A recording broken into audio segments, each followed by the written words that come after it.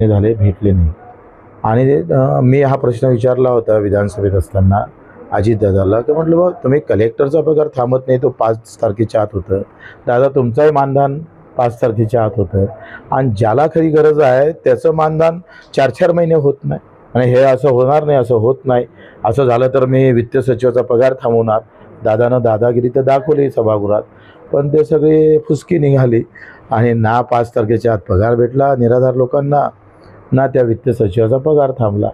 रंगबाजी कुठे करावे दादाला अजून समजलं नाही.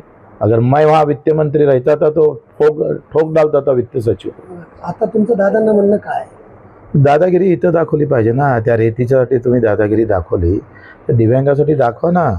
अजूनही 6-6 महिने पगार नाही आहे. मुरमाच्या ह्याच्यात तुम्ही दादागिरी दाखवता, इथं कुठे गेली? इथं दादागिरी दाखवत नाही. गरिबांसाठी तुमची दादागिरी जाते कुठं?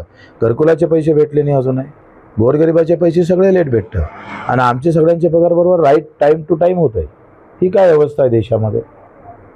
केले रामराज्य म्हणायचं, शिवाजी महाराजचा पुतळा लावायचा आणि तलवार लगेच त्या शेतकऱ्यावर चालवायची, अशी जी अवलाद आहे ना ती मार घातक आहे देशासाठी. पीक विम्यामध्ये मोठ्या प्रमाणात बदल केले आहेत. शेतकऱ्यांना जे सातत्यानं नुकसान होतं त्यामध्ये क्लेम करता येईल. आता उत्पादनावर आधारित क्लेम मिळणार आहे आणि सरकार काही नुकसान भरपाई पटकन देत नाही. काढूच नाही, असा विमा काढू नये. आणि गुजरातमध्ये तर ह्या कंपन्या फिरकत पण नाही. एकाही इन्शुरन्स कंपन्या पीक विमा गुजरातमध्ये कुठेही कोणताही शेतकरी काढत नाही. ते फसवे आहे. सरळ सरळ कंपनीचं व्यवस्थित काय होतं आहे काय, या देशामध्ये करप्शन करण्याची ओढ लागली आहे, एक स्पर्धा लागलेली आहे. त्याच्यानं तुम्ही पहा आता सगळं केंद्रीयकरण झालं. म्हणजे तुमच्या चादरी जरी विकत घ्यायच्या होत्या तर पहिले जिल्हा रुग्णालय त्यांच्या स्तरावरून घ्यायचे, आता ते राज्य स्तरावरून घेतं. चादरीतही मग कमिशन भेटलं पाहिजे. सगळं म्हणजे औषधीपासून सगळ्या मंत्र्यांना घातलं की भाई वो जिले पर तुम बेचेंगे तो हमको क्या मिलेगा, तो फिर इकट्ठा होके बेचो. सगळे आका आहे. सगळे मंत्री अर्धे अधिक मंत्री आका आहे त्या खात्याचे.